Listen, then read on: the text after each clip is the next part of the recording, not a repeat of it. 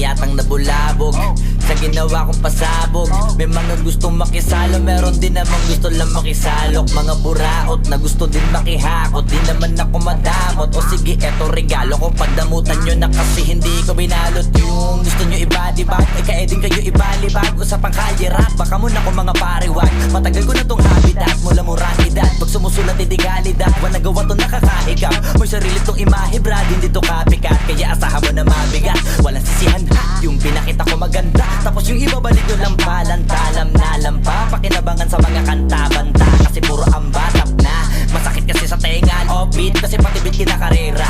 Di nyo kabisado to, akin naman ni Bella. Bumalik kayo sa acapella, repa. Total, dun kayo magaling, diba? Eh di dun na kayo magbida. Ano bakante ba sa liga? Kaya tumira, baka sakaling umabante pa, halika. Kahit di ako magkakaroon, palagaan natin yung mga naghahamon. Magbabaon ako ngayon ang sumasagot kahit di tinatanong.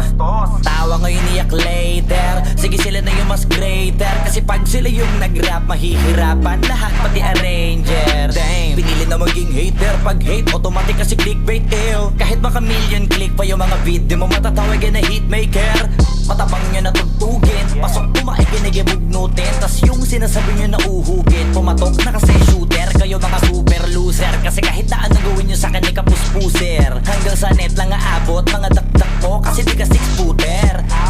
Mga feeling heavyweight na hindi na makapenetrate kasi very late. Mga di kasi nag-elevate, di na maka-enter sa gate. Hindi na sila safe, kaso takot sila umamin. Kala mo ini-interrogate, nagpaapoy yung in-underestimate. Tumawag kayo na mo pero may take away. Humiram ng flow kay Eminem, aba naka-ready rin. Gusto yata ako pestehin, nabang ako natutuwa lang sa kanila para testingin ko sa experiment. Wag na kayo magulat brad, ginawa ko to ng on the spot. Kung usapang rap, kasi ako lang yung dope as fuck. Kahit di mo na i-vocal job, di na mahalaga kung sino ba yung mas mahusay. Basta ako mga sulit ko kaya kung isa buhay. Mga ulo nila tinubuan na ng sungay, sige saka kasigaw na sila doon ang mga tunay kakaumay.